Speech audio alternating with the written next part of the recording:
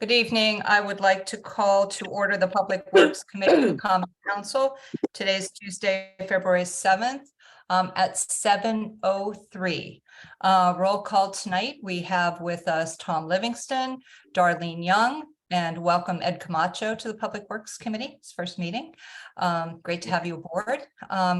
Currently missing, we have Brian Meek, Lisa Shanahan, and Nora Najelski-Eichner will be here, but she will be a little bit late. So first item on the agenda is public input. Is there anyone who is in attendance would like to speak? Please raise your hand.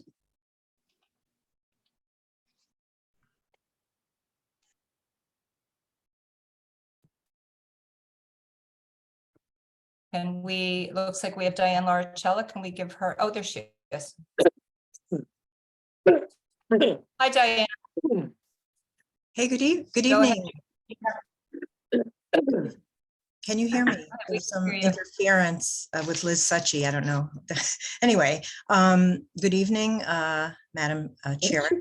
Something about Oh, interference. excuse me. Oh, Can Attorney we? Suchy, Yes, Attorney please. Suchy, I think your microphone is on. Could you please mute yourself? Thank you. Okay, go ahead, Diane. Okay, thank you. Good evening. For the record, my name is Diane Laricella, and I live on 21 Little Fox Lane.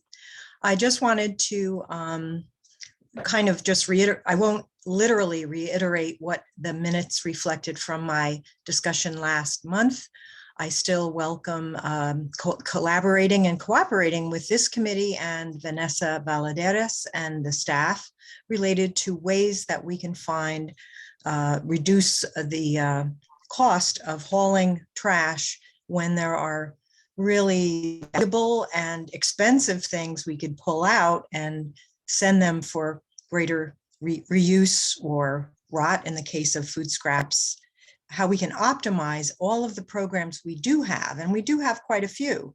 It's just that they're a little sluggish at times, and I believe that we could actually realize saving money. And I know the operating budget meetings and hearings are coming up, so I will reprise my concern and ideas. I wanted to say that January or February of 2020, just before the pandemic, I and my small group of dedicated residents, we came before the committee when George was, your predecessor, Madam Chair, was the chair, and made a presentation and afforded that committee and the staff at the time a set of slides. And I am dusting that off. In it, we listed several waste streams where we felt we could optimize reduction and find valuable use for them. So I'm in the process this year, 2023, to reprise the interest. When we can, we'd love to work with the city. We're going to have a series of events or letters to the editor, because we really believe that it's so important for people to buy less, reuse more, and recycle more. So thank you so much for this evening. Thank you, Ms. Laricella. Is there anyone else who signed up to speak? Any of the attendees, if you'd raise your hand. Let's see. I'm not. For some reason, I'm not able. Oh, there we go. We have no one else right now. Okay. Okay. All right. Thanks, Delene. Okay, so I will go ahead and close public input and move on to new business. The first item, number 1, approve the minutes of the Public Works Committee meeting on Tuesday, January 3rd, 2023. Would someone like to move that, please? Mr. Livingston moves it. Are there any changes, deletions, corrections? I have none. Okay, seeing none, I'll call for a vote. All in favor, signify by raising your hand. Opposed and abstentions. Okay, Mr. Camacho abstains, so that is 3 in favor and 1 abstention.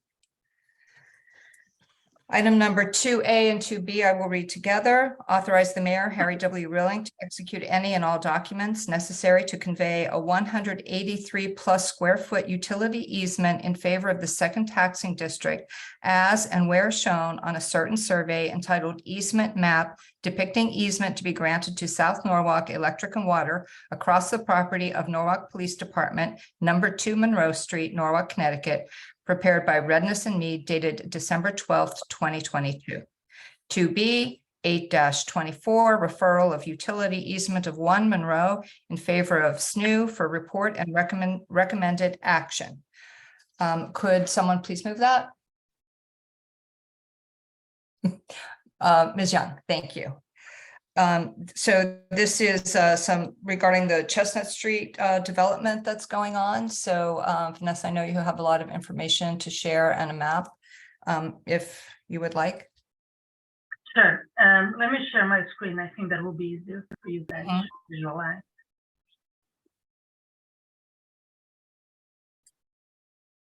Can you see? Can you see the whole map? Yep. Okay, so the reason for this easement is that there's no need to put a transformer. Due to all the work that is happening on Chestnut, we're going to go underground on that road as part of the development, at least for the first couple of blocks. And for them to be able to serve that, they need to add a transformer at Monroe Street. And then one place that we were able to accommodate their request is right next to the police headquarters. So let me just make this bigger so you guys can see better. So here is Monroe. This is the police headquarters, and this is really the location for the easement. And then a transformer will be there. I already connect to the police chief. They are aware of that. They have no issues. It's very easy access. Also, we're not blocking sidewalks, and we're not on the right of way. It's really in the parcel where there is some grass area, so it's easy for them also to access. So that's the reason for this easement. That's also on the call under your name as well, Darren Callahan. Yeah, so we'll change the name. So Vanessa, does this, you said it's on the grass, it's not taking up any parking, right?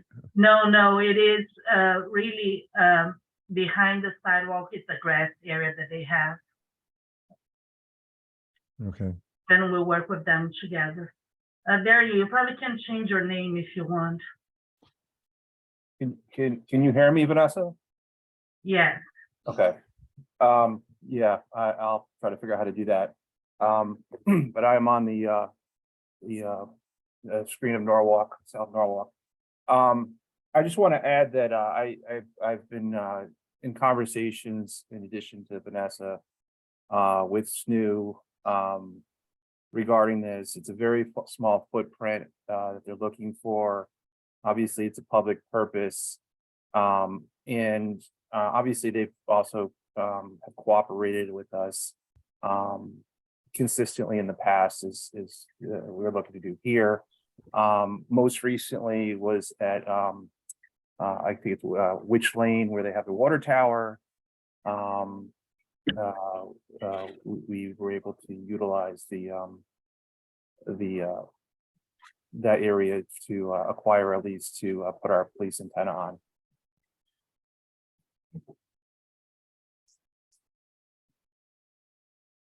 Thank you, Darren. Are there any questions? Comments? Also, I just would like to let the record show that Mr. Meek joined us at 7:10. Brian Meek. Okay, no questions, no comments, seeing none. Actually, Vanessa, could you? Yeah, thank you. Now I can see everybody. Okay, I will call for a vote. All in favor of the item, please raise your hand. 1, 2, 3, 4. Opposed? Okay, Mr. Meek opposes. Abstentions. That's it. Okay, carries 4-1. All right, moving on to item number 3. Discuss and vote to schedule a public hearing on March 7th, 2023 concerning the sale of 23,484 plus square feet of 60 South Smith Street shown on right-of-way survey entitled, excuse me, Town of Norwalk, map showing land acquired from City of Norwalk by the State of Connecticut Department of Transportation, Walk Railroad Bridge Replacement, scale 1 inch equals 40 feet, February 2022, prepared by Scott A. Hill, PE, dated January 27th, 2022. Would someone like to move that, please? Mr. Livingston moves the item.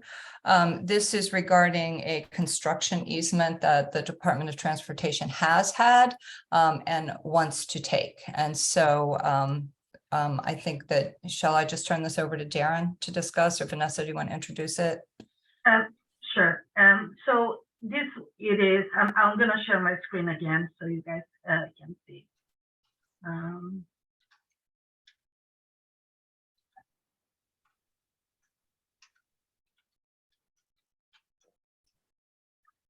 This is the area right next to the yard station, the VPCA.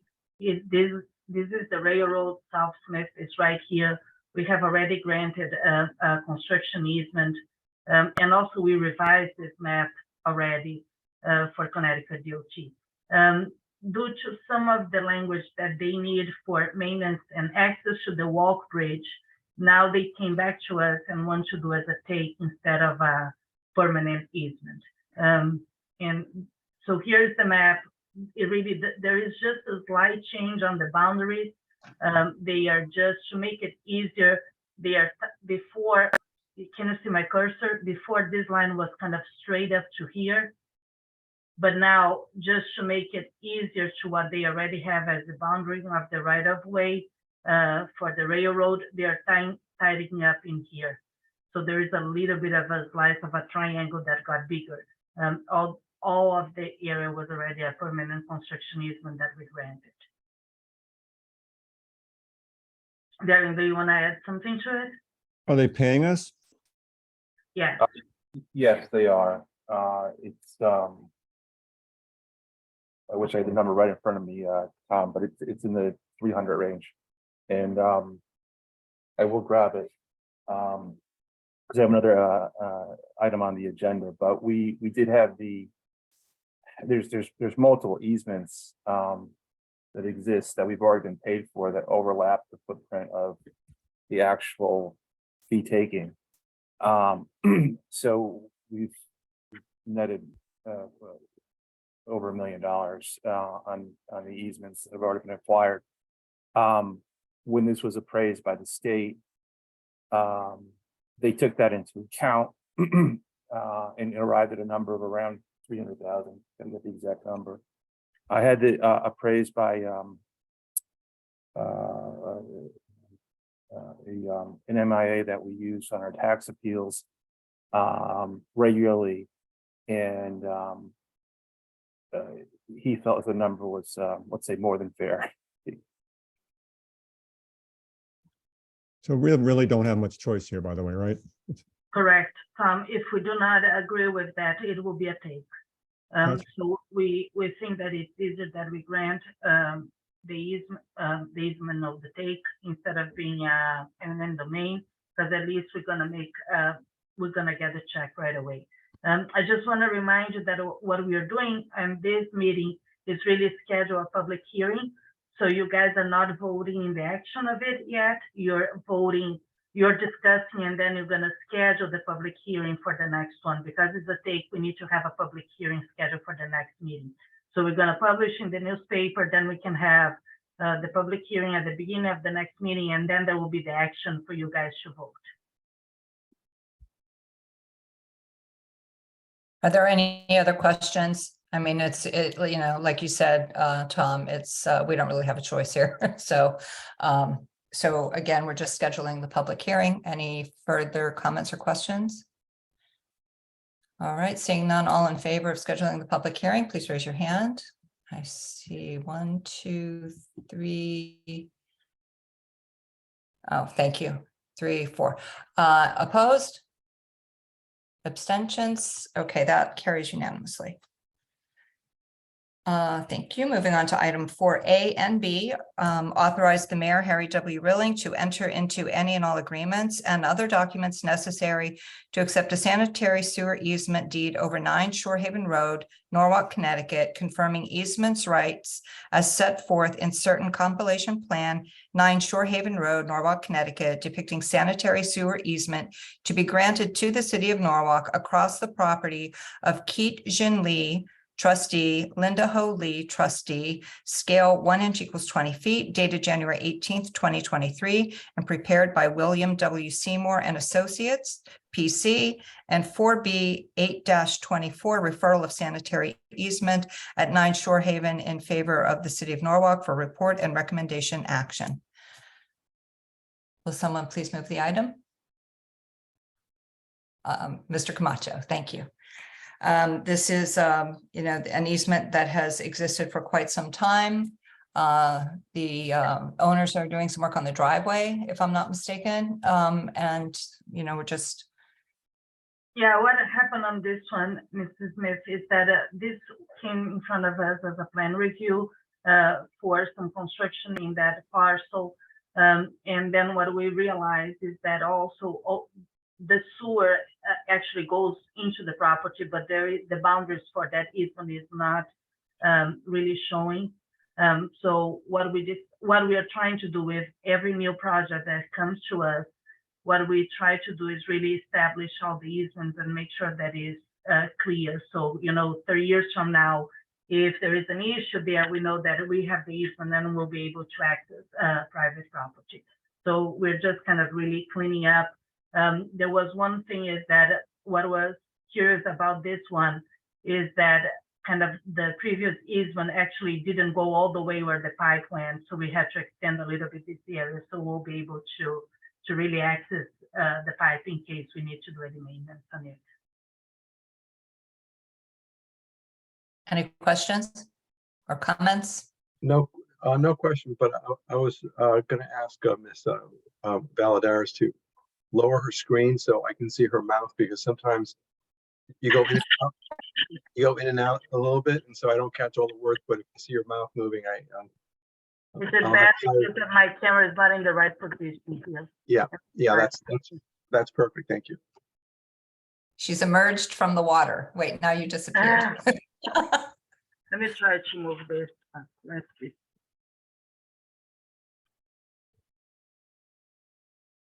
Better? Slightly better. Yeah. Okay. Yeah. That's perfect. Yeah. Thank you. That's Thank you. good. Okay, great. Okay, so no comments or questions. I will call for a vote. All in favor, please raise your hand. Opposed? Okay, that is 4-1. Mr. Meek opposes. And we will move on to item 5, which is a technical correction of the Common Council action of April 13th, 2021, item 7C2A, to add accounts designated for the pavement management program. Account noted. Do I have someone to move the item? Mr. Livingston? Sorry, it is, sorry. Anyway, this is just to simply add a TMP account to this item. Do we have any details to share? It's just really that we did some work that TMPs really be able to fund, but we didn't have that account on our original approval. Anyone have any questions about that? Okay, seeing none, all in favor, please raise your hand. Opposed? Okay, Mr. Meek opposes, and so it carries 4-1. All right, moving on to item 6. Authorize the mayor, Harry W. Rilling, to execute a second amendment to the agreement between the city of Norwalk and Ty and Bond, Inc. for construction, inspection, observation services to extend the agreement for a second of 2 optional additional terms for 1 year, billable on an hourly basis for an amount not to exceed $450,000 $816, accounts noted. And again, this is the second extension, request for extension. And it includes the Dreamy Hollow project. Darren, did you want to add something to this? I see your hand up. Yeah, sorry, I just wanted to answer Councilman Lewis's question. The value of the taking is $378,000. Thanks, Darren. Okay, I need to have someone move the item, sorry. Mr. Camacho, thank you. Okay, Vanessa? So again, this is our second extension, our construction inspection contract with Ty and Bond. We've been using them for many years, but under this contract will be the third year. We have an inspector that help us with all the paving program, as well as the sidewalks, and now with the major drainage project that we're doing as Dreamy Hollow, we also have an inspector there. So this is really for the work for this construction season, and this is the amount that we want to extend the contract for this coming year. Questions or comments? No, we've been satisfied with their work. Very, you know, and the good thing is that the fact that we have this ongoing, we have the same inspector working for us for many years now. So he is very familiar with our standards, what we expect, the quality of work that we want, and everything else. Ms. Young? Yeah, I just have a question. Do we have a threshold of either time or cost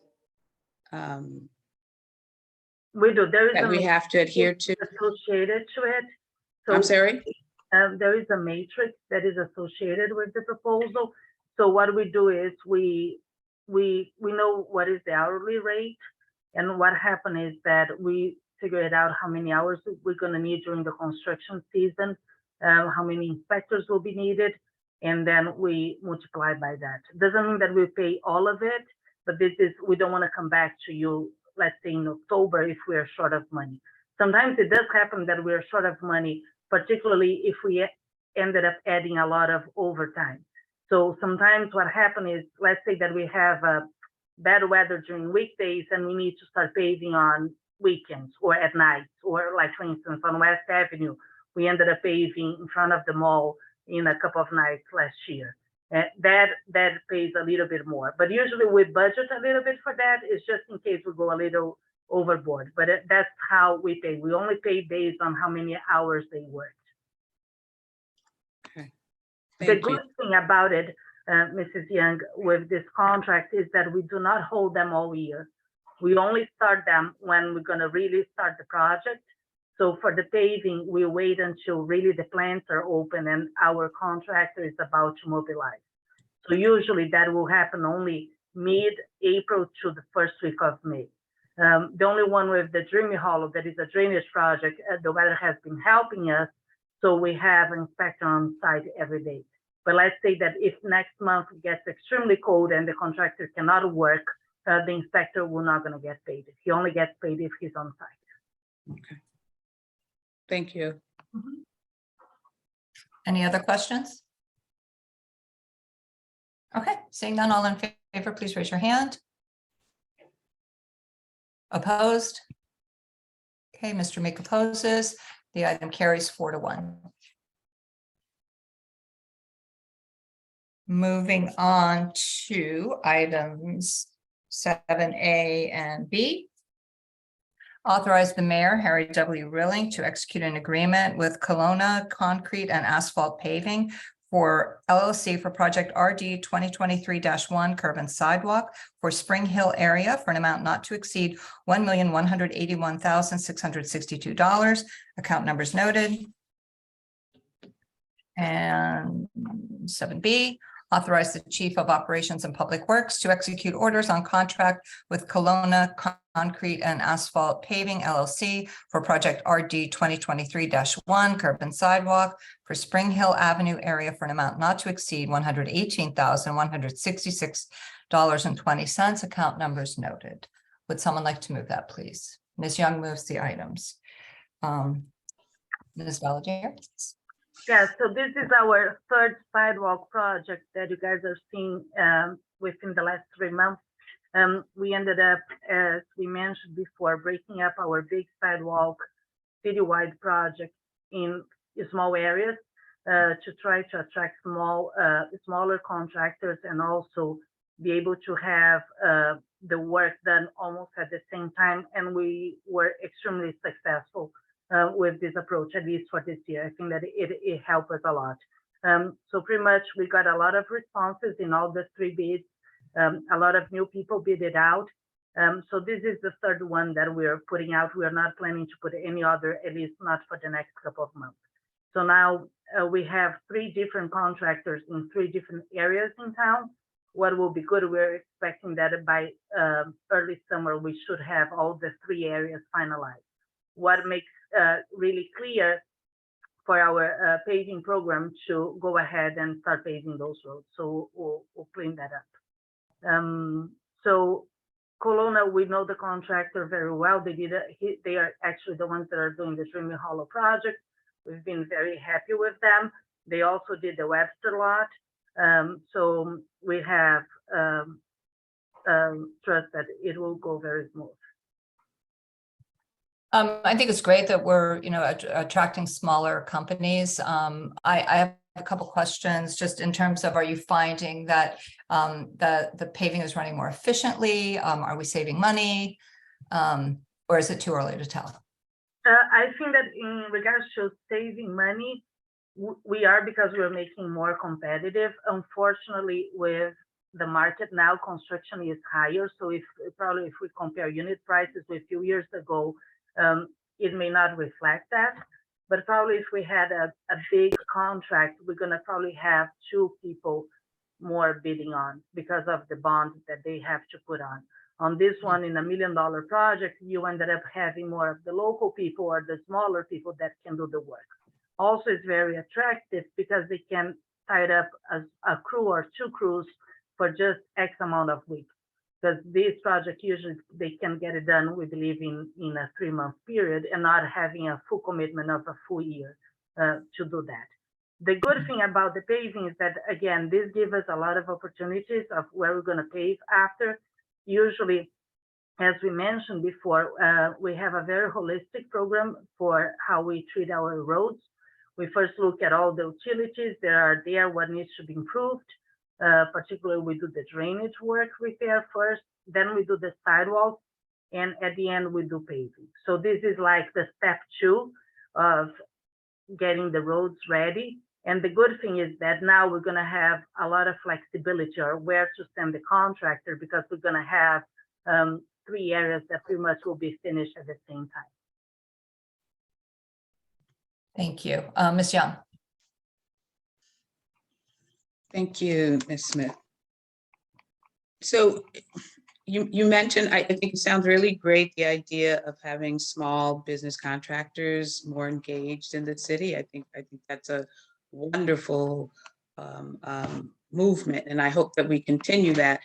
A couple of things just crossed my mind. So these are independent contractors. They are not affiliated with any of the larger or more seasoned or folks that we use in the past, right? Correct. Or that we're currently using. Correct. Okay. Some of them haven't even done projects for us in the past. They didn't, or they would bid but never had a chance to. So we do some homework before. When we put those projects out, after we advertise, we start calling them and let them know, we just advertised that. We hope that you are interested. Maybe you can put your bid on and all that. And it has been working. We got an average of 4 to 6 bidders on all those projects. And are you working with or being purposeful about hiring minority contractors? We don't have that requirement on this bid because we're not using any federal money.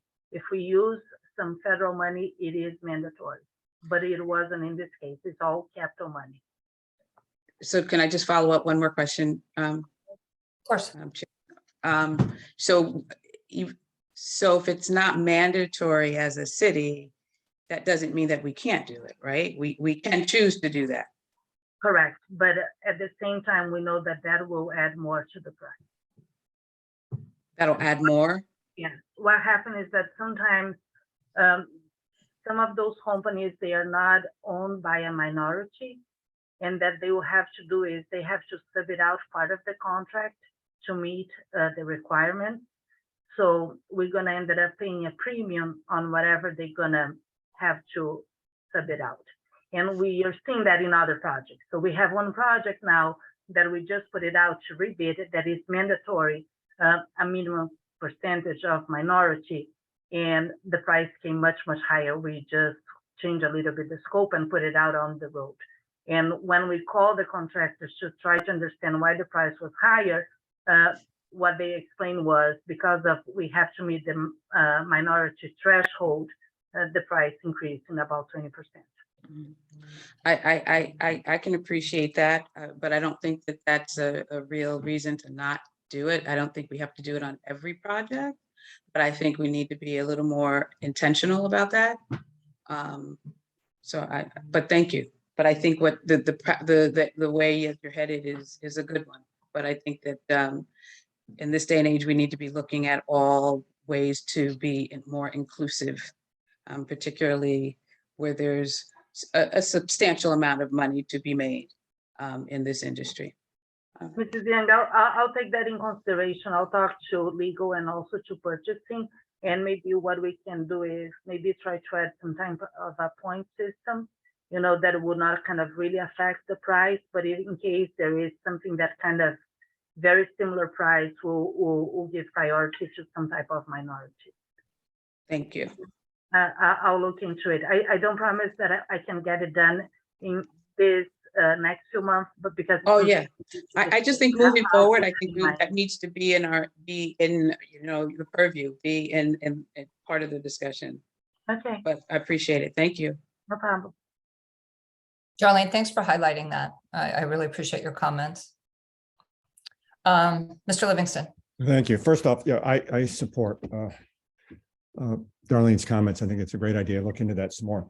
My questions were more technical. I was looking at a map, trying to figure out where this is going from, you said Riverside to Ponus.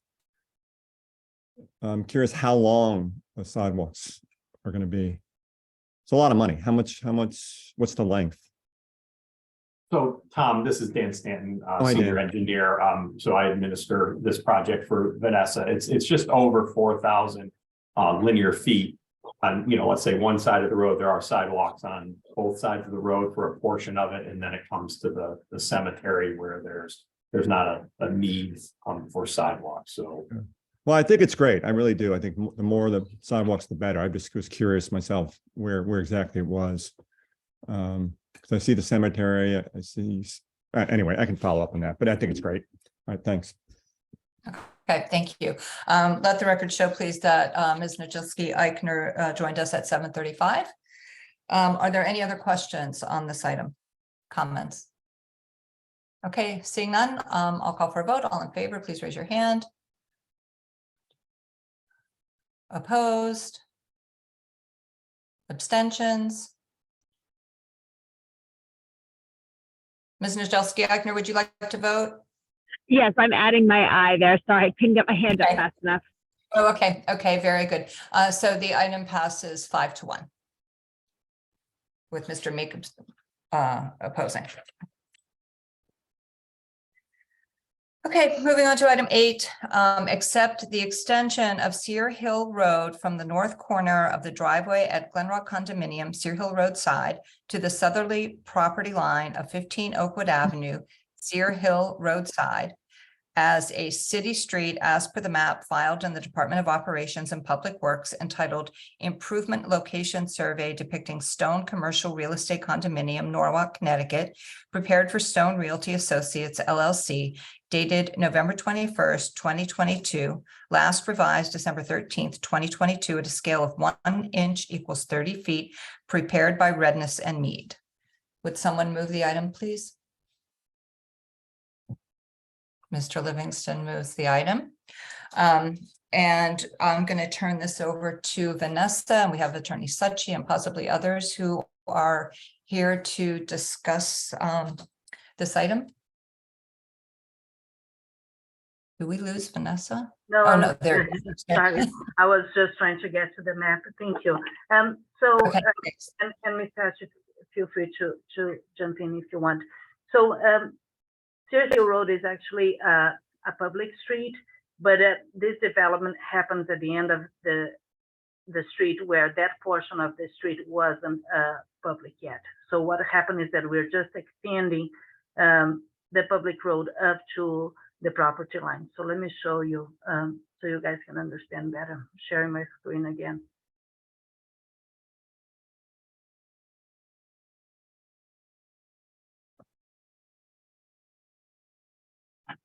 Can you guys see? Yes, it's little. I know. can see. Let me try to zoom in a little bit.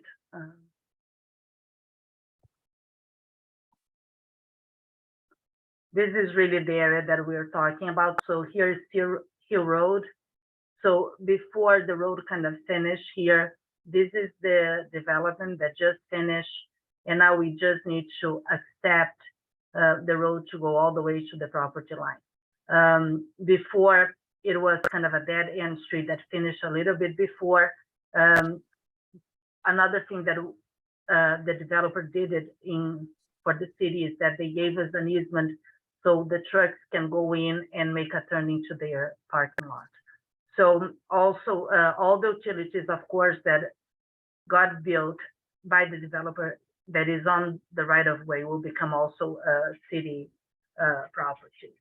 There was a sewer extension that already got approved by the WPCA, all the drainage and all that. So we're just trying to really make sure that the road goes all the way to the property line. That's what it is.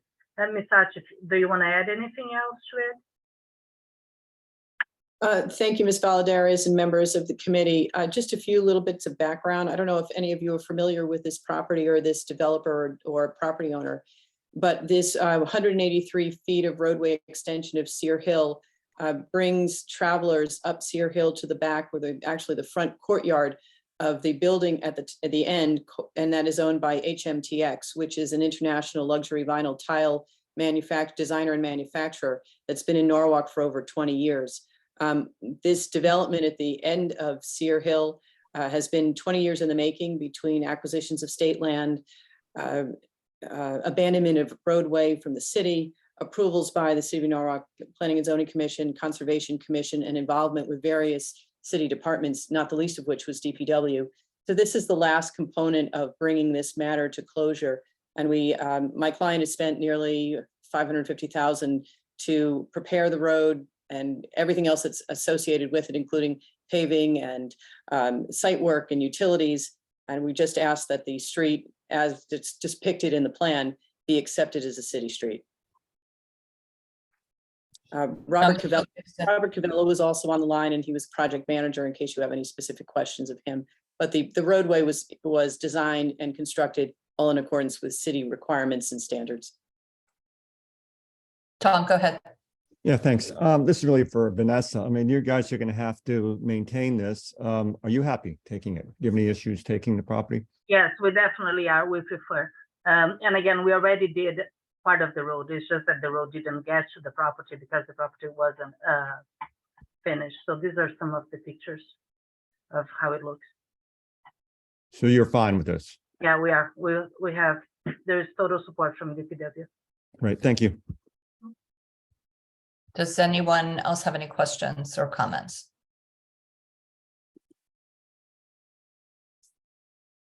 Okay. All right, then I'll call for a vote. All in favor, please raise your hand.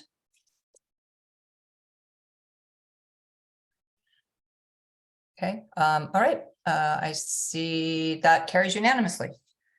Thank you very much for your time. And I want to also extend my thanks to Vanessa and Paul Sotnick and Wilbur Duran, who are very helpful in moving this forward and getting us to where we are. And if you haven't had the opportunity, drive up Sear Hill and take a look at the HMTX building. It's really remarkable. But thank you again for your time and your attention to this evening. Thank you, Liz. Have a good night. June 2. Okay, let's move on to items 9A and 9B. Authorize the mayor, Harry W. Rilling, to execute an agreement with A-Vidi Excavators LLC, Project TMP 2022-4 Concrete Services, ADA row improvements at various locations for an amount not to exceed $500,000, account numbers noted. 9B, authorize the Director of Transportation, Mobility, and Parking to execute orders on contract with A-Vidi Excavators LLC for Project TMP 2022 Concrete Services ADA row improvements at various locations for an amount not to exceed $50,000, account numbers noted. Will someone move the item, please? I'm going to wait and see if someone else raises their hand, Tom. Mr. Camacho. You're gonna hurt my feelings, okay? Mr. Camacho moves the item, and this is a TMP project. And so we have Jim Travers here. Jim Travers is everywhere, the man about town, doing his work. So you want to get us up to date on this, Jim? So I'd like to, so Greg Briselli is our transportation planner. He's really taking the lead in putting this together. So I'd love Greg to be able to speak to some of these projects. So Greg? Absolutely. Thank you, Jim, and thank you, Vanessa and council members, and good evening. So specifically, this project and this bid consisted of a wide range of kind of smaller concrete and bituminous concrete related roadway infrastructure projects, that we kind of have been wanting to put into play and that we've identified across the city, that kind of where we see deficiencies that don't meet ADA accessibility standards within the right of way. That we want to kind of address throughout various roadways and intersections throughout the city. This contract kind of allows the TMP department to become more responsive when dealing with these deficiencies in the network and to provide safe accessibility for all modes of transportation, especially as we kind of step into, creating our complete streets guidelines as we kind of begin that process. Some of these improvement projects, they, can provide the TMP department to deploy the contractor to install handicap accessible ramps, missing sidewalk segments, as we identified within the sidewalk audit that was completed last year as well. So we've identified those sidewalk deficiencies, so we can address those kind of those short, smaller projects and address those, and including traffic calming measures, such as raised crosswalks and curb extensions that we can certainly address as well. We kind of identified as a department, we're unable to address those smaller projects in a timely manner unless either it's a larger scale project and a bid project such as Highland Avenue, which was completed this year. But that was a 3-year project to complete, or unless DPW was planning on paving a road and going to perform the sidewalk work and the ramps on that corridor. We're not really able to address some of those smaller needs that come in through our customer service department, or if we need kind of those ad hoc projects that need to be put into place, even if it's just as small as putting in two ADA compliant ramps at a crosswalk.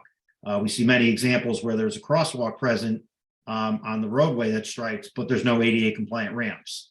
And we get those all the time through our customer service. So we want to try to address those. This project, there's no specific quantity that we had for each item. We went out to bid to get the a unit price for one quantity for each of the items that were listed. And we're going to address each project individually through a scope of work for each individual project. It could be as small as 2 sidewalk ramps, ADA compliant ramps, or it could be a raised crosswalk. But they're all a multiple project approach that we're going to take to kind of achieve that. We do have some a list of some projects that was listed in the bid document as well that we called out. Sidewalks on Richards Avenue, which we would partner with the new development at St. John Cemetery, where we kind of agreed with them. They were going to do half the amount of sidewalks, about 1,000 feet worth, and then the city was going to do the other 1,000 feet. So without this contract, we're not really able to address that unless we go out to bid for a larger project. So with this contract, we'd be able to perform that sidewalk work and kind of complete that sidewalk network. on Richards Avenue. ADA compliant ramps at North Water Street, which connects the Maritime Garage to the aquarium, which is much needed, highly trafficked area back and forth across there.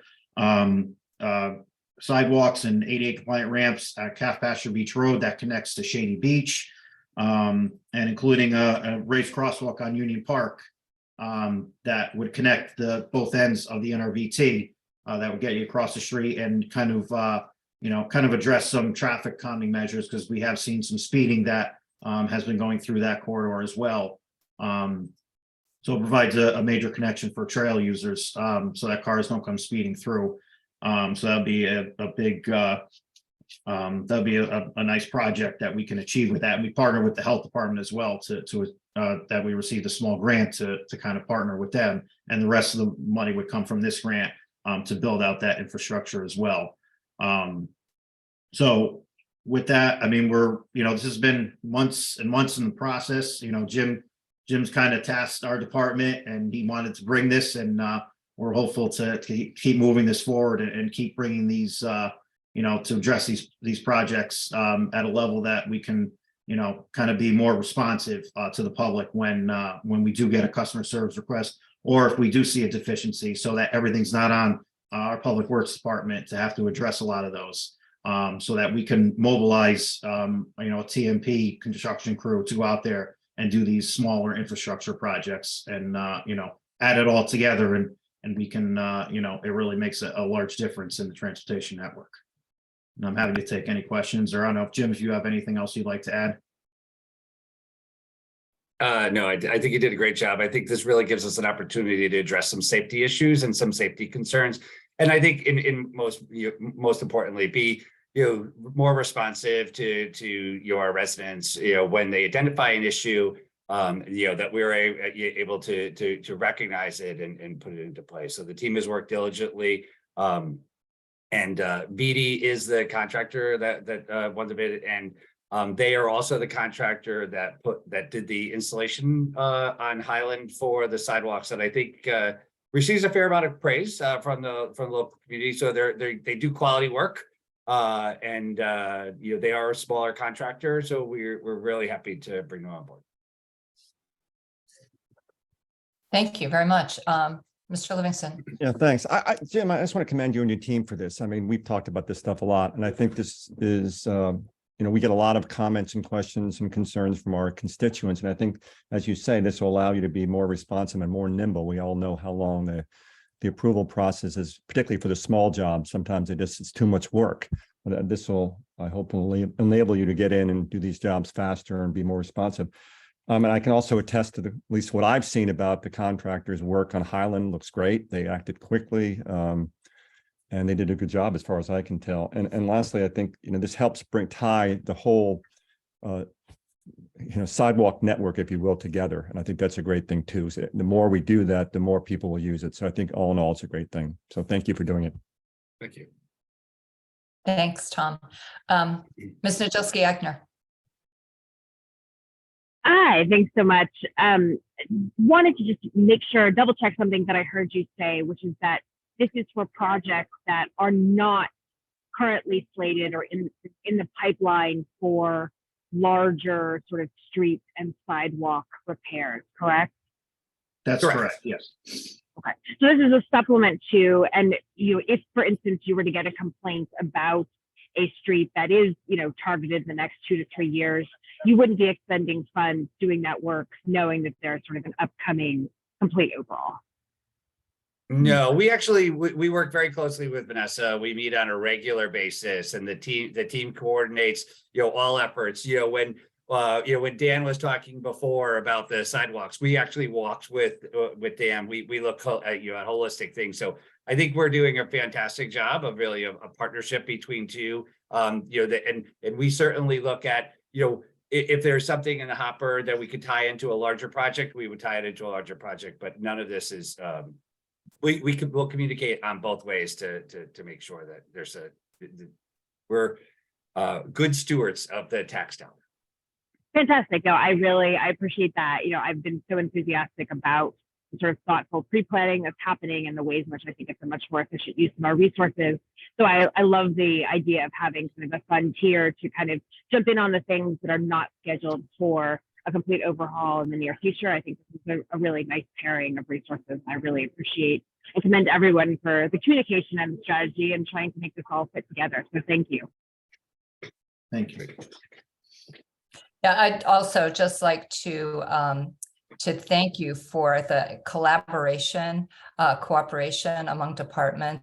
I have certainly seen a difference already in how we're addressing sidewalks and paving, and just this approach of working together is just and addressing the safety concerns, the ADA issues.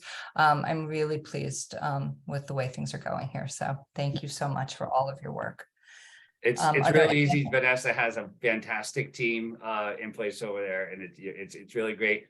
I have some snapshots that we took of last time. The team was really, getting together and working on plans. It's really interesting, but it's great. But they're a fantastic team. Good stuff. Any other questions or comments? Okay, seeing none, I will call for a vote. Please raise your hand for aye. Okay, 1, 2. Opposed? Okay, Mr. Make opposes, so the motion carries 5 to 1. Am I right about that? 6 to 1. 5, sorry. Okay, thank you. And moving on to item number 10, authorize the mayor, Harry W. Rilling, to execute an agreement between the city of Norwalk and Stantec Consulting Services for construction inspection of the NRVT Trail Phase 2 project in the total amount not to exceed $22,330. Account number noted. Will someone move the item, please? Ms. Nadjelski-Eichner. Thank you. So this is completing the boardwalk on the portion of the trail, Vanessa? So this is mine. So we put this through. So Stantec was the designer, on record, and Mike Yosek was the project manager, and looking at this before. As you know, Mike is retired from the city, and this is really to bring Stantec on board as a construction inspection, to bring us over to the last hurdle that we have. We have some challenges with the boardwalk section, as we identified a sewer line that was unmarked underneath there. So we want them to make sure that we fully address the issues at hand, and that we work. Ultimately, we'll be working for a proper closeout. But this is we are also somewhat under the gun on this one as well, because the contractor is looking to close up shop who has this. So we want to make sure that the work is done and all approvals and sign-offs have been made before the contractor closes up shop. But, this will hopefully bring at the last, this current section to a close at the NRVT. So we're all very excited to do that ribbon cutting. Absolutely. Any questions on this item or comments? All right, seeing none, I will call for a vote. All in favor, please raise your hand. And opposed?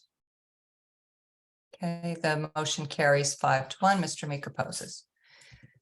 All right, that is the end of our new business, and we will move on now to information and discussion. And the first item is metrics. Thank you. So actually, I'm gonna share the screen because last month what we did was all the metrics from engineering based on the project. But this month we want to share what operations did last year. So I'm gonna let Chris go over it. Chris, I'm gonna put on the screen so you can go through and then explain what we do. Let me just share the screen.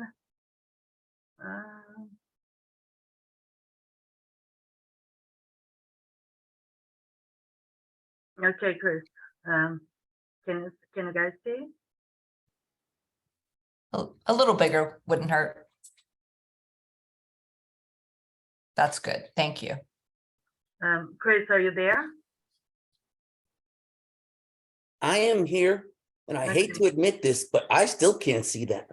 And I have my glasses on. Should I go up bigger? Ah, yeah. That's perfect.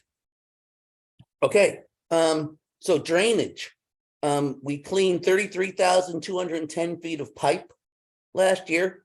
We CCTV'd 50,000 feet and 995 feet of CCTV. And just so you guys know, before we pave every road, we CCTV and make sure that the infrastructure is sound and in good shape, so we're not ripping up streets that we just paved. We've been doing that a while. I'm sure you've heard that before, but I have to say it.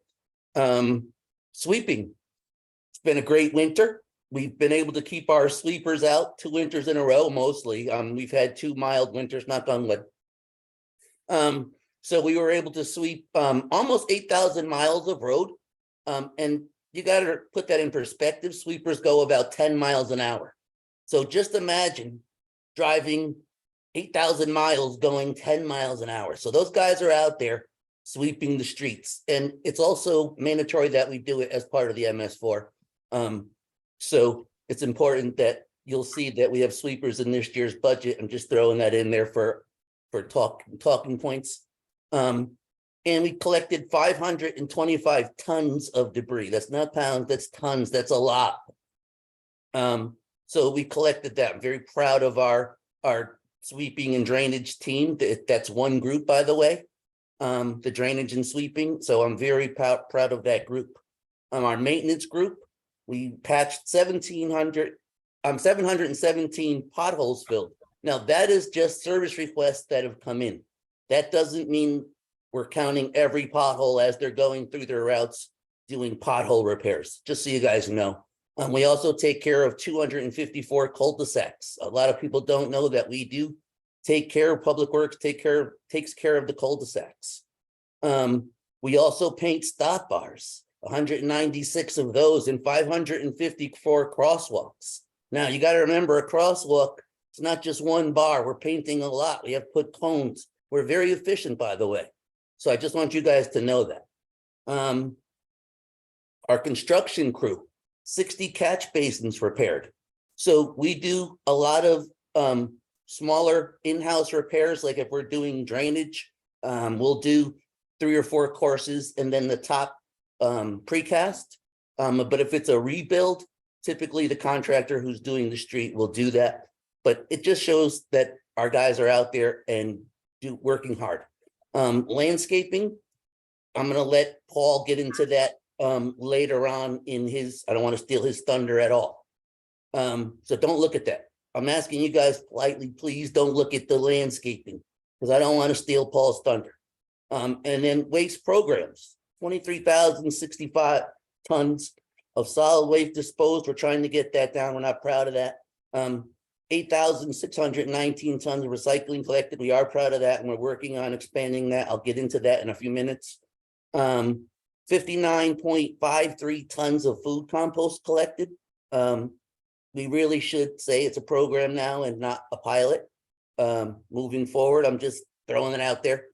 703.49 tons of yard waste collected. That's a lot of yard waste that we collect.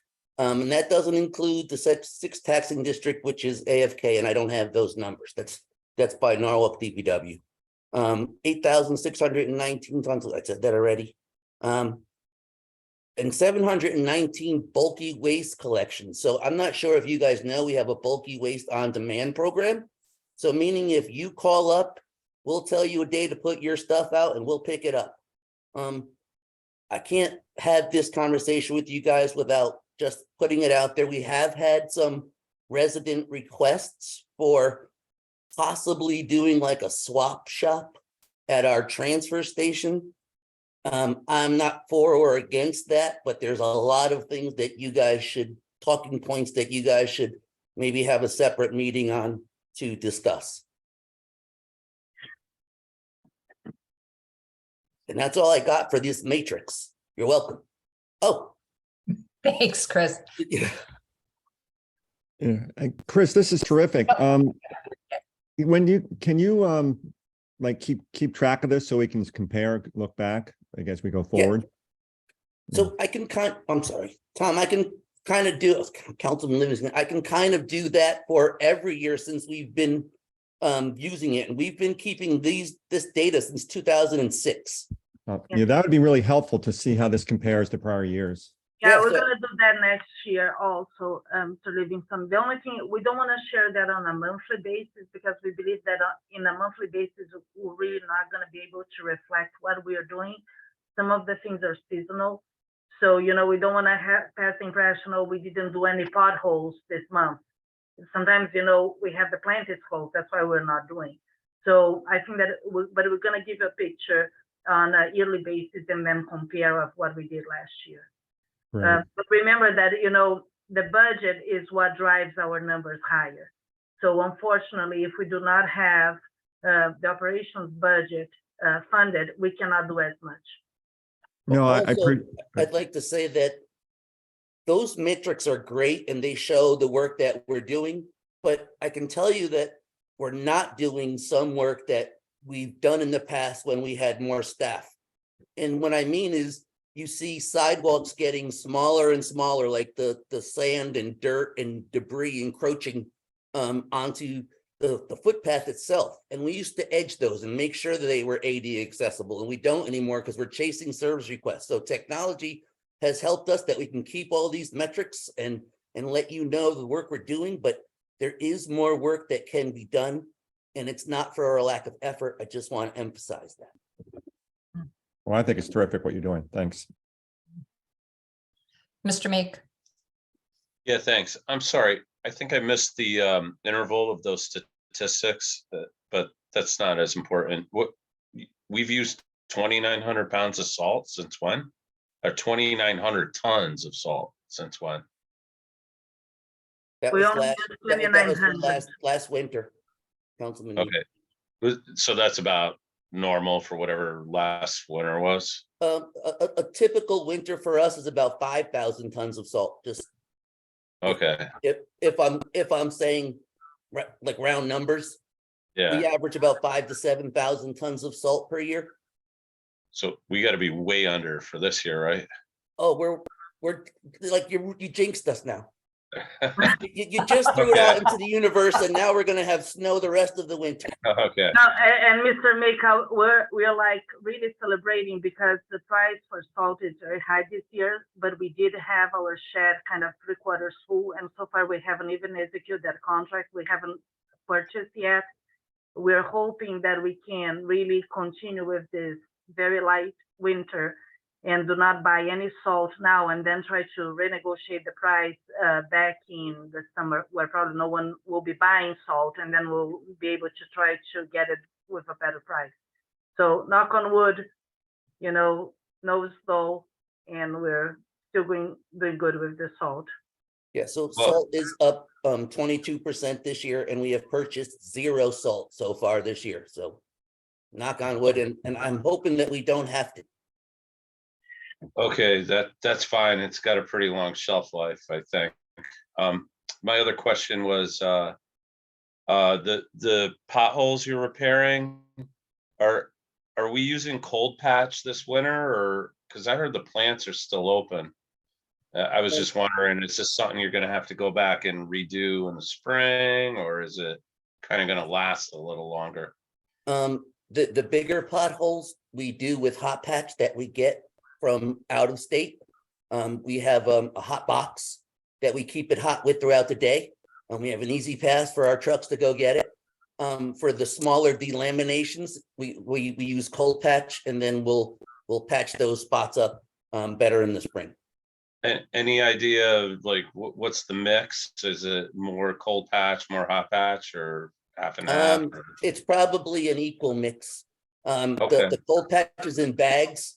So the guys actually like using the hot patch better because it's loose. Sure. And they can just shovel it off the truck. Right, sure. Okay, thanks a lot, Chris. I appreciate it. And it's much cheaper, by the way, Yeah. the hot patch. Ms. Young? Thank you, Ms. Smith. So Chris, you mentioned, I don't know which one it was, but it was over 5 tons, the garbage or something you said was was pretty significant. One of those numbers, the tonnage, Oh, it is the solid waste. was it the I think it solid was waste? The food scraps. No, Oh, no, I'm sorry, it was the bulky waste. the bulky waste was around 500, over 500 tons. You said it's- 504 stop collections or, and then I got into the diatribe about it's on That demand. the solid waste is 23,000 tons. Well, one of Uh, those things that you had mentioned that was significant, and I just wanted to question why. Well, Why the food composting is significant because it was 0 before. No, I'm talking about up on the list. I can't see it right now. So if you don't have it in front of you, then I'll just wait. But it was in the first segment that you read off those numbers. Oh, not yeah, the latter Vanessa, part. can you go back to that, please? Yes, So, so it is So really you the said, you're right, solid go up waste. top. The 525 tons of debris collected. yes. You with- mentioned with- that with that the was, s- So that's with the sweepers, Councilwoman Young. but you mentioned that was that a significant number, you said? No, I think that he was mentioned the solid waste. The significant number was the 7,796 miles of road swept. When we have 3 sweepers that go 10 miles an hour. So I was just trying to emphasize that we utilize the sweepers, especially in mild winters like this, all year round. Under the MS4 permit legally by the state, we have to sweep the whole city at least twice or 4 times. I don't know exactly. So that 525 tons of debris collected, is that normal? Is that an average number? Honestly, we never were asked to say how much debris we collected, to be honest with you. Okay. So this is new. This is part of also sweeping up Sono on the weekends and some of the new programs that we've established. So, as some of the other council members alluded to, next year at this time, when we have this same conversation, I'll be able to give you guys a little bit better of a presentation. But I think, I thought the comment also was prior information, but maybe that's for some of the stuff listed, not everything. This is great. It would be interesting to know about the debris collected and how that changes as the city continues to grow. You got to remember, the debris that's A lot of collected by work. our sweepers doesn't end up in the sound or in our rivers and streams, and it's much better for the environment for Norwalk to sweep as much as we do. I would say we should be sweeping more if we could. And I would agree with you. Thank you Thank you. for your support. Thank you, Chris. Anyone else have any questions? Ms. Nichilsky-Eichner. Just very briefly, I heard a lot of positive feedback from neighbors about the Christmas tree pickup, but I did wonder if you guys had any responses. Is it something that you thought worked well?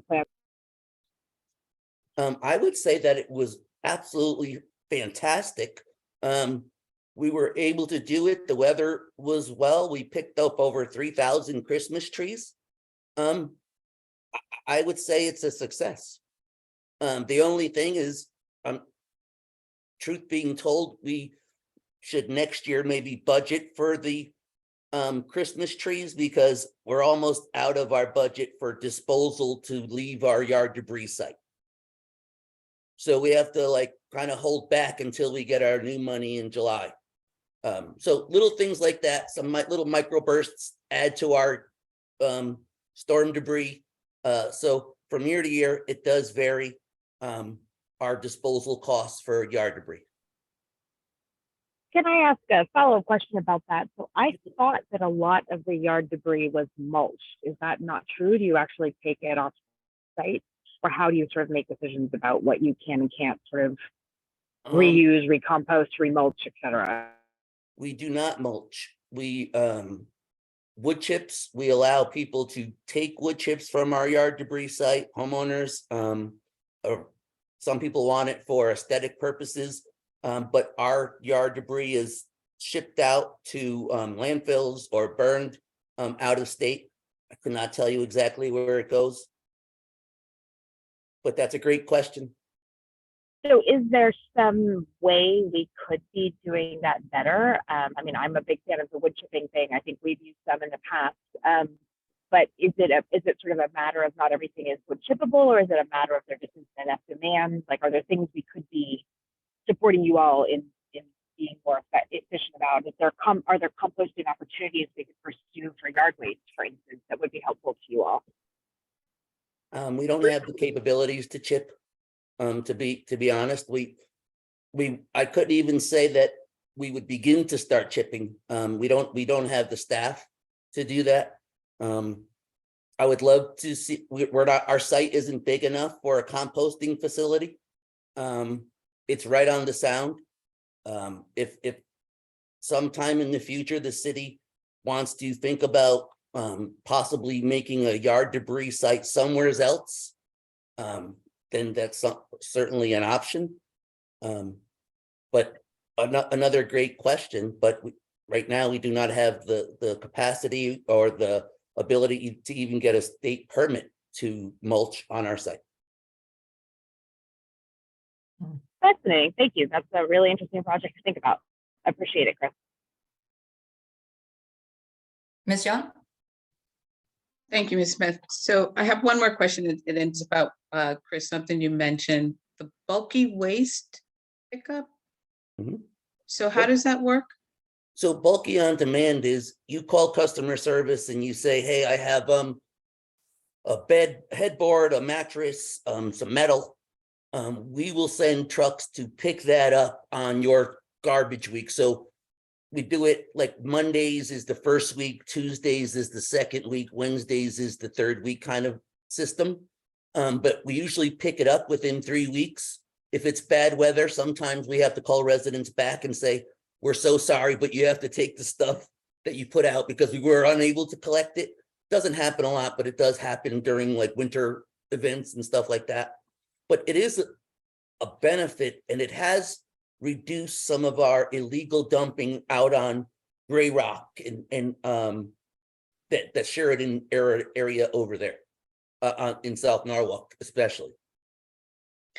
So how do you notice people? So they would just have to, families or residents, they would just have to hear about it. How is this being advertised? And particularly, I'm just going to talk about South Norwalk, and you all know all the calls that I've put in over the years about surrounding residents that just dump their things. And so I don't know how is this getting out into the community, and is the information being shared in Spanish and Haitian, other languages? I believe it's posted at the transfer station. So let's, for instance, you rent a truck because you don't know that it's an option for the city. It's posted there. We do from time to time put PSA in social media about this program. We certainly can do more of it. If you haven't heard about it, then we're not doing enough of it. So we certainly should be doing more of it. Absolutely. Okay. So we have the Public Works social media every Wednesday. And usually we try to post something that is relevant to what the residents need to know. So now it is not a good time for us to really promote the bulky waste because of the winter. We prefer to do that more during not the winter months. So usually when it's about that time, we use one of those posts to advertise, and we do end up putting into languages most of the time. But then it's not anything that a resident would receive at home. It's, you either have to see it somewhere. Yes. Okay. Mr. Levine? We can change that though. Well, actually, that goes into the question I was about to ask. One of two questions. How are we coming on the garbage czar? Any luck finding somebody? We have interviews on Friday. Good. So wish us luck. I wish you luck. Send We positive do. vibes. Yeah, We do. Lots absolutely. of luck. Yeah. Okay. And the other thing I was going to ask, any sense of how Helpsy's doing? Talking about getting stuff Yes, out of the we garbage. got the numbers. I can share with you how much we got it. Just a second. Let me just go through my email.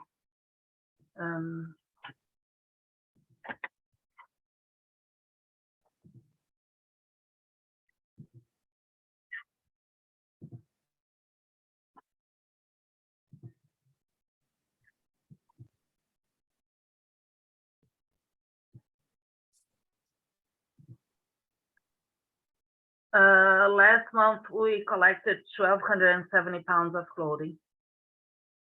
Well, that's good. That's good. 1,200 pounds. It won't be in the waste stream. Great. Exactly. Okay, thank you. Mhm. All right, any other questions? If not, we can move on to tree operations and programming. And Paul, Let Paul talk about the trees. Good evening, Chairperson Smith and Common Council members. We've got some updates from last month that actually Councilperson Shanahan had asked about. We'll start off with the removals. We had 248 trees that were removed during calendar year 2022, with 550 trees that were pruned. And then, as we mentioned in the metrics last month for the tree planting, there was 401 trees planted. So we planted a lot more than we actually removed this calendar year. It was 162%. that's great. Are you We still took looking for that good bit of locations? rest. If I'm sorry, you've got Barbara. if you've got locations for the spring, yes, please get them to me, and we're compiling the list now so we can start planting in April. Okay. Okay, any other comments or questions? Okay, thank you, Paul. You're welcome. Okay, monthly solid waste report. Great. I get off the bench again. Curbside tonnage was down 3.75% for the month of December from calendar year 22 to calendar year 21. The MSW tonnage out of the transfer station was down 8.3%. So those are all great things. Recycling was up 4.5%, also positive, heading in the right direction. As much as it pains me to say this, even with the Cranberry Park numbers, we still didn't beat the Royton Community Center with food composting. We're short 900 pounds, but We'll get there. just today we installed new signage that is gonna attract some new people to bring their food compost to Cranberry Park. Thank you, Chairperson Smith, for that feedback. We took it and they're erected as we speak. Excellent, thank you. Yes, I think that, the awareness that it's there. I think, because a lot of people go through Cranberry Park and they, the bins are there. I am using it now, so it's really, I just redid my kitchen, as my friends here know what I've just been through. But I did not put a garbage disposal in. And so I have been collecting my food scraps. I got my little starter kit, and I've been up to Cranberry Park a couple of times. And so what I noticed, and what I let Chris and Vanessa know about, is that somebody had put a coffee cup, just like a regular coffee cup that you would think was for recycling. So I think people just need the awareness that this is food scraps and they can drop off compost. And let me tell you, I'll be adding a lot to it. So I cook a lot. So yeah, thanks for taking care of the signs. I'll be heading over there tomorrow to drop off more, and I'll get to see them. Ms. Young. Thank you, Ms. Smith. Can you refresh my memory? So where are these compost located spots where you can drop your food off? At the transfer station, there's a spot. At the Royton Community Center was our very first spot in the back. And at Cranberry Park, closer to the main house. And the way that they were set up, it really was a little bit hard to disseminate that they really weren't garbage cans if you weren't paying attention. So the signs should help that. Again, some PSAs, we can certainly talk to Michelle Woods about getting some. We're doing it ready for next week, Chris. So Okay, we did when we release the program in Cranberry, and then we're gonna do it again for, not this week, but next week again, we're gonna push again the food composting at Cranberry Park and all the other sites. Has there been any thought to, I most of the spots sound like they would require certain people to get into their cars and have to drive to those locations. And that's a barrier in some way. But have you given any thought to like places like Soundview Landing, putting something somewhere where you've got over 200 places, or working with housing, or we can't do that on private or public As of now, places like that? Young, we haven't yet because we're not doing anything on private properties or at school properties. But we are applying for a grant related to recycling, where we would like to see how we can expand also some of the food composting program.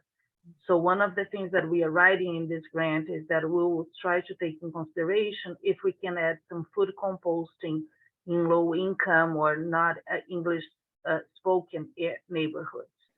So if we ended up getting this grant, we'll have to see that it's one of the areas that we think that we can definitely improve the program. What goes with it is we have to do a lot of public outreach, because we know that we need to educate the people about the food composting and teach them how to use it. So that is the whole thing about this grant that we're trying to apply. So we apply next week and we're gonna have an answer in a few months. Also, I just want to remind you that our food composting, as Chris said, was a pilot program. So this year is shown in our operation budget so we can maintain the cost of the 3 sites. And as the program gets bigger, we'll be able to fund it and then expand. As of now, we only had a little bit of money, and that's why we released Cranberry Park towards the end of the second semester, actually just the second semester, because that was all that we could fund for this year. One of the things also. I'm sorry, go ahead. I'm sorry. I'm sorry, but Sorry, go ahead. one of the things is there's a certain amount of food composting that each municipality is allowed to right now waste, right? And that's a state permit. The site also has to be manned all day long. It can't be just bins placed somewhere where the city doesn't have a staffer all the time. We thought about maybe putting some at our yard debris site so people can maybe bring their food composting at the same time they bring their yard debris, because that's manned all the time. But again, we are just under, well, actually we have a little bit ways to go, but we have to think about capacity also, and not making it a pilot, and actually checking with the state on all of the requirements that we're going to need to actually make it a real program and not a pilot program. I appreciate you saying that, because that's what I was kind of thinking, but also that you're going after a grant and you've been thinking of that. But I think this also is a great opportunity and a learning opportunity for families who might not have the means to participate otherwise. And so if living in a low income community or wherever, or a place where this can't be manned or staffed, I think we need to be creative. And I think that you all are doing that and going after the grant. And I would hope that even if we do not get the grant, that we do find a way to at least continue this effort, because I think it's a good one. And I think it's a real learning opportunity. If we're pushing the environment and being better citizens, that applies to everybody, and everybody, no matter where they live, should have that I have opportunity. So I appreciate an that. idea that I'd like to propose to you, being that you're looking for ideas. We used. Oh, I'm not looking for ideas. No, but I'm just sharing my thought. Go ahead. We used to, upon request, go to schools with a sweeper and a public works truck. And to me, that was like bringing public works to the community where they weren't coming to us. It was like us bringing us what we do and showcasing it to the schools. The schools have been less than receptive in allowing this dissemination for us to get in and educate. And that is the best way, in my opinion, and it's the cheapest way, because there are schools to let some of my staff in, bring some trucks, let the kids come out, do a touch of truck at the school just for them. You know, and that's just an idea. So we are thinking about things. We just need help.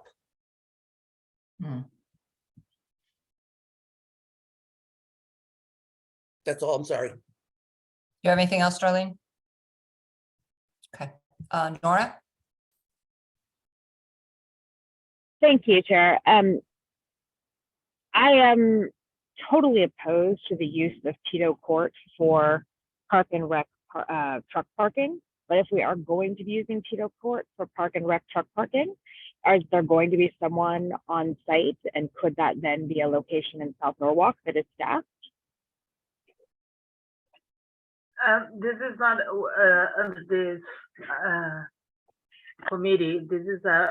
This went through the land use for the use of that site and also on Rex and Parks.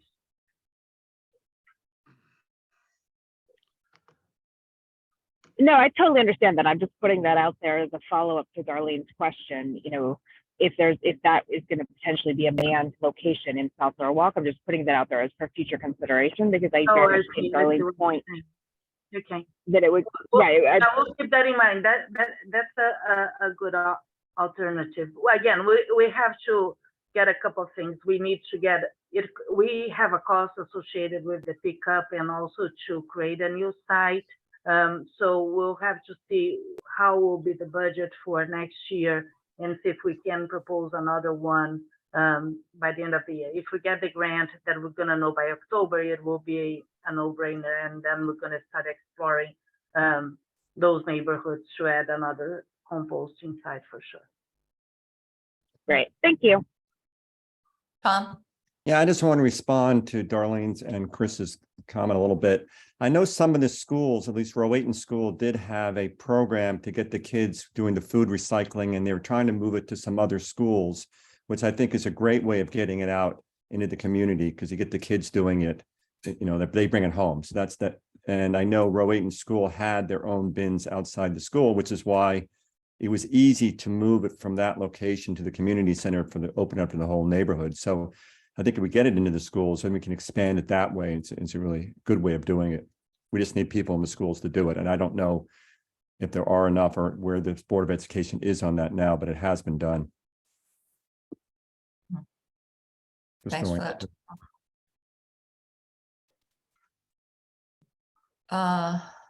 Mr. Meek? Thanks. Is the reorg of parks under TPW not complete? I know we have different separate meetings. Yes, Rex and Parks is under the Department of Public Works, but they have their own committee. So all the projects that they do goes into a different committee. They have the Recreation and Parks Committee that meets on the second Wednesday of the month. Okay, but respectfully, so this committee has absolutely no say on the oversight of parks use of public facilities. Is that correct? Correct. There is a separate committee for that. And Mrs. Young chairs that committee. Yeah, I'm on it with Darlene, but thanks, but I guess I have more questions about that. I won't ask tonight. Thanks. Okay. I believe that that's how it was, Mr. Meek, from the past. You know, it was separate, so always Recreation and Parks has its own committee. And I think that it didn't get changed. Okay, this isn't against you, but respectfully, we paid a lot of money for a reorganization to put parks under DPW, and seems a little disjointed still. That's just commentary, not expecting a response. Thanks. Just regarding the building at Tito Court, that did go through land use and building management, just to be clear. It was a city building. Well, So I'm just, not gonna add yeah, anything to I'll that. just add to that. It really did not, did and did not. It came to the committee for, and I'm not trying to disavow this at No all. vote, I'm just right. saying this, but procedurally, it did not Mhm. require council approval. But just for what it's worth. Okay, any other questions, comments? Okay, so let's move on to, okay, project status. So, Mrs. Smith, what we can do is we only have really a couple of projects that is under construction now. We can give you an update on those unless if you guys want that we add more to the list on the other projects. I'll let Drew Vandermeyer give a little update on the Dreamy Hollow drainage improvements. And then after that, the only one that is also active is the Calf Pasture Beach parking and green infrastructure that then can give the update. Besides that, we don't have much of a mobilization going on. I believe that in another month and a half, we're gonna have more action. Okay, go ahead, Drew. Thank you. Okay, thanks, Vanessa. Over on Dreamy Hollow, we're progressing along Friendly Road, quickly approaching, well, quite quickly is in the eye of the beholder, but we're approaching Daphne Drive, so work is progressing. We've also prepped the easement of Dry Hill Road where the final outfall is going to be for our project. We're around 25% complete, and we expect the 100% completion of the project by the end of this calendar year. And as you've seen from what's on the agenda, we've got a lot of projects going out to bid and in preparation for the spring. So we've got a paving contract out to bid. We have carryover of our previous paving contract, and Dan's put out several sidewalk contracts. So we're getting ready for a big construction year. And Paul, with the bridges, and so we're anticipating a hefty load this year. Thanks, Drew. Any questions? Okay. Thanks, Drew. Then do you mind go over the Calf Pasture Beach, what we're doing there now? Yeah, no problem at all. Everyone, thank you for hearing us this evening. So at Calf Pasture Beach, the project there was originally related that the parking lot needed to be paved, restriped. That was the typical scope. What we were able to do also was incorporate some green infrastructure. So if you've had a chance to be down there, FGB Construction is performing the work because of the mild weather. They've been able to work through the season. We're reconfiguring the entrance and the shed for that. So that's in place. We're placing concrete curb, building green infrastructure areas, expanding impervious area in the parking lot as much as practical. We also have placed pervious pavers under numerous areas of the parking stalls there to, again, better treat stormwater runoff from a parking lot there. We're on schedule. We anticipate being substantially complete by May 15th, when the park normally, let's say, officially opens, because there's people there all the time. So people come over and check on the contractors. They're doing a good job keeping their areas contained and safe for the public. You see anything, just let us know. If you have any questions, feel free to ask.